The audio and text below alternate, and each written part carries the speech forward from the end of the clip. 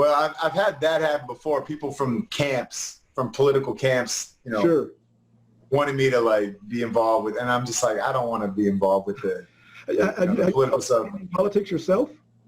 No, Not at all. no. Mayor, governor. I'm not a big advocate for the two-party system. I think it's dangerous I agree. and divisive, and it's part of the big problem here. You know, when we've got that, and then the media trying to keep up with social media and how divisive that is. Now the mainstream media is trying to keep up with so everything becomes more inflammatory from them, and we don't get to listen to people. You know, like I always reference this.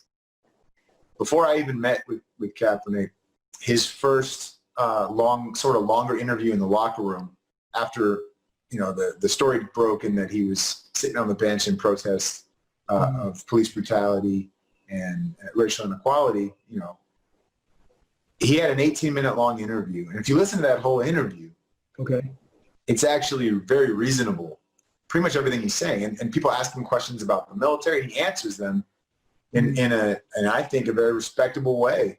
But we never hear that full interview. You know, we hear like a soundbite, you know, or we see the pig socks, you know, the socks with like cops dressed like pigs, or the Fidel Castro shirt, right. You know, or him saying, I'm not going to vote, or, you know, whatever, like stuff like that. Right. I mean, I'm a victim of it as well, because like when I see those things, they affect me.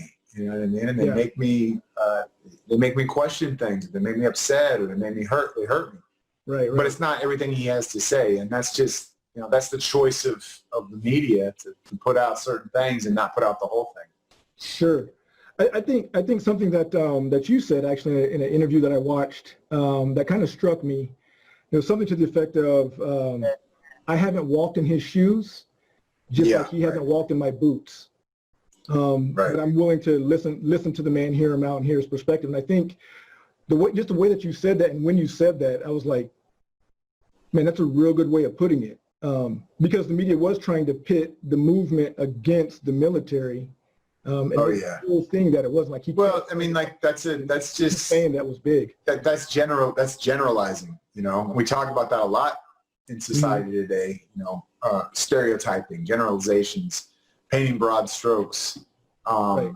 They do that to people in the military all the time in uniform. You know, they assume because we all wear camouflage and we all took the same oath to defend the Constitution, which, by the way, that is exactly what we fought to defend in the First Amendment, which is freedom of speech. And that's what when we take the oath, we literally say that. I assume, kind of changing gears a little bit, I assume you've seen the video, that's kind of was the straw that broke the camel's back, I would say, for where we are now, the George Floyd video. Have you seen that? Yeah, of course. So what are your, from what you saw, what are your thoughts? What are your thoughts, I guess, pertaining to that video?